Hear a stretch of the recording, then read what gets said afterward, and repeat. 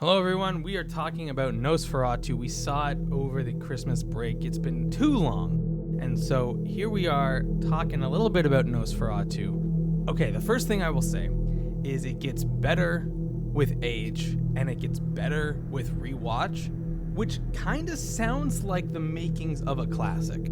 I don't want to say that too early, but that is sort of what you expect from a classic, right? You know, that is kind of high praise. It is currently up for 4 Academy Awards, and one of them is cinematography, which it should probably win for. I know Dune is up there. I know The Brutalist is up there. Probably Nosferatu should win for cinematography. I also personally think it probably could win for production and maybe costume. So it's also up for makeup and hairstyling, and I really don't know how to talk about that one, especially because I haven't seen Wicked or The Substance or Emilia Perez or A Different Man. So I've only seen Nosferatu in that category. But for costume, from what I can see, other than Wicked, I think Nosferatu should win costume design probably over even Gladiator. And then production, maybe Dune probably wins that. I just don't think the Conclave has a shot at these. It isn't hyped enough, but I've heard great things, and sometimes these ones under the radar squeaking. But anyway, we're talking about Nosferatu, and this is the remake of the 1922 silent film classic, and I think Eggers knocks it out of the park. It feels like both a silent film and a talkie. It feels like both a black and white and colored, all at the same time, all in the same scene, and the atmosphere, the practical effects, assisting the actors and actresses while they perform, all of it adds to the feast for your eyes and ears, especially your ears in this one when it comes to Count Orlok. Nosferatu, not for everyone. Eggers is one of my top directors currently working. I'm obviously going to go see it. The Lighthouse is actually one of my favorite movies. It's in my top 5 of all time. And so I love it. I just am surprised at how many other people are loving this movie. I'm glad. Like it is not a movie that I expect a modern audience to enjoy in the way that they did. And I'm really happy about that. There are a few moments where the story that they're trying to keep as close to the original as possible has to change a little bit, and it's those slight changes that caught my attention and are slight negatives of this film. One that I've seen already memed a lot, so I don't know if it's a huge spoiler. It's not even that big of a deal, but in the original classic, Count Orlok takes a wagon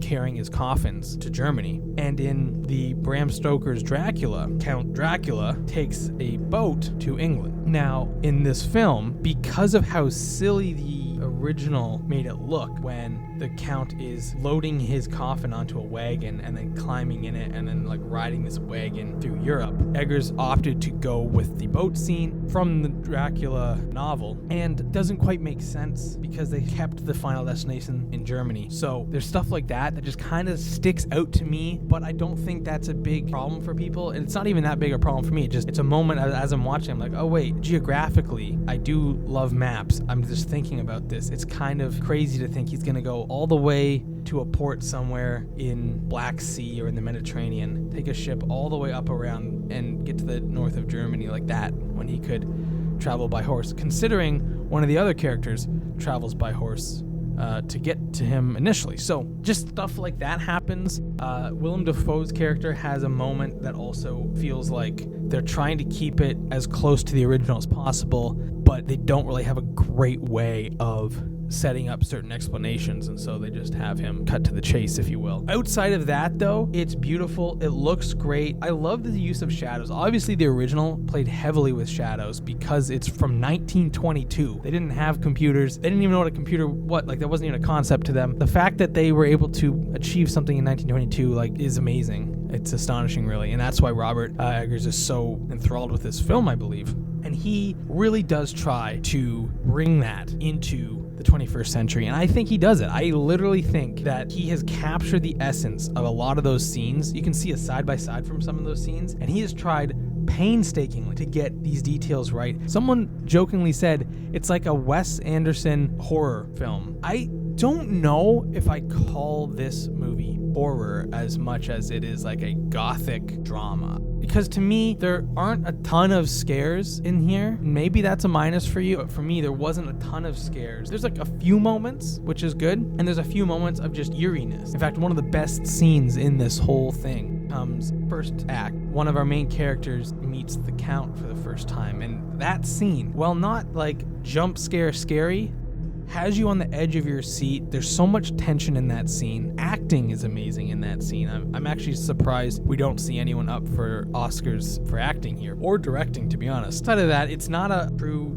full-on horror movie, and if you are expecting that, the ending might not be your cup of tea. I like the ending. I just wish it was set up slightly differently, and like I said, it's some of these like little nitpicks where they were trying to keep to the original, and so instead of changing things too much, they sometimes just have characters act like they just make a decision in the moment, or say something that it's not clear why they would do this or know this. Like, they haven't really established that aspect. It's very minor, and ultimately, it's a really enjoyable film. We clearly love this film. We're a huge Eggers fan. Think The Witch is our producer's top movies. The Lighthouse is one of my top movies. Like, we clearly love this director, so we maybe are biased in that aspect. The one other point I will say about this movie and expectations, because of what we are used to when it comes to vampire movies, you almost expect a Van Helsing, vampire hunter style character to appear and battle. This is a spoiler. That doesn't happen. And so if that is something you want to see, it will not happen. And you will be disappointed and you'll think the movie sucked. So don't see it if you need that in the movie. But also go into it knowing that will not happen. And then you might be able to appreciate the movie for what it is instead of what it isn't. That is the one thing I do want to warn people of. I hope you check this movie out. I hope you saw it in theaters. Let us know down below. Have you seen this film? Will you see this film? And what did you think?